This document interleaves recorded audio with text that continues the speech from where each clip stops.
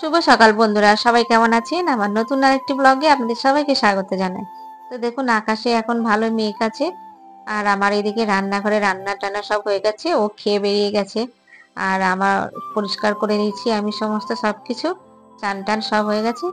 আমিও একটু টিফিন খেয়ে নিয়েছি। নিয়ে এবারে আমি ছাদে যাবো। কিছু জামাকাপড় আছে। ছাদে সেগুলোকে মেলে দিয়ে আসবো। ওই যে দেখুন না, বালতির মধ্যে ভরা আছে। তো তারপরে এসে আমি আমার শাড়ির ফলস লাগাবো। কালকে একটা লাগিয়েছি, আবার আজকে লাগাবো। তো বিকেলবেলায় দেখুন, আমার বান্ধবী এসেছিল আমার বাড়িতে। তো সবটা ভিডিও করা আমার হয়নি।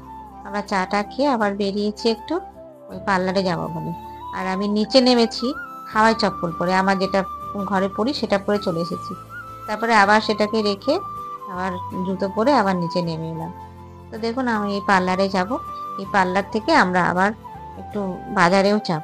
ও আগে একটু ভ্রু প্লাক করে নেবে, তারপরে যাব। তো দেখুন, ও বসে আছে। আর এই যে এর হয়ে যাবে, তারপরে ওকে করে যাবে। তো এখন তো পার্লারে ভীষণ ভিড়।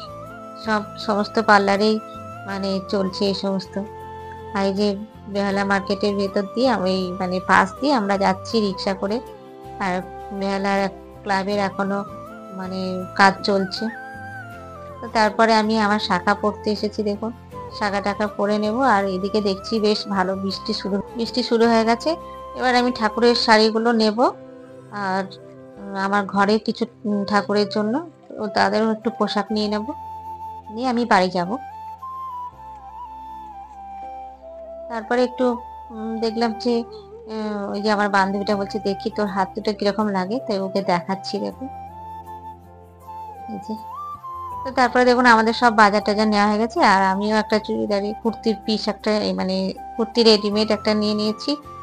তো তারপরে যা যা ছিল সব বাজার করে নিয়েছি। নিয়ে আমরা আবার বাড়ি ফিরছি। আমি বাড়ি গিয়ে আপনাদের দেখাবো যেগুলো নিয়েছি। তো দেখুন, এই শাড়িটা নিয়েছি মা দুর্গার জন্য। আর ওই ভিতরে একটু গোপালের জন্য, গণেশের জন্য।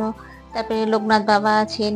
তারপরে মা লক্ষ্মী, একদম লক্ষ্মী পুজোর পর্যন্ত নিয়ে নিয়েছি। দেখুন শাড়িগুলো। এই যে এই দুটো হচ্ছে গোপালের, আর এটা সাদাটা লোকনাথ বাবার, আর এই অরেঞ্জটা হচ্ছে আমার গণেশ ঠাকুরের। আর ওই দুটো আছে লক্ষ্মীর জন্য। তো চলুন, আমি আমার ব্লগটি এখানে শেষ করছি। আপনারা ভালো থাকবেন, সুস্থ থাকবেন। আর আমার ব্লগটিকে লাইক, শেয়ার আর সাবস্ক্রাইব করে আমার পাশে থাকবেন, এই অনুরোধ রইল আপনাদের কাছে।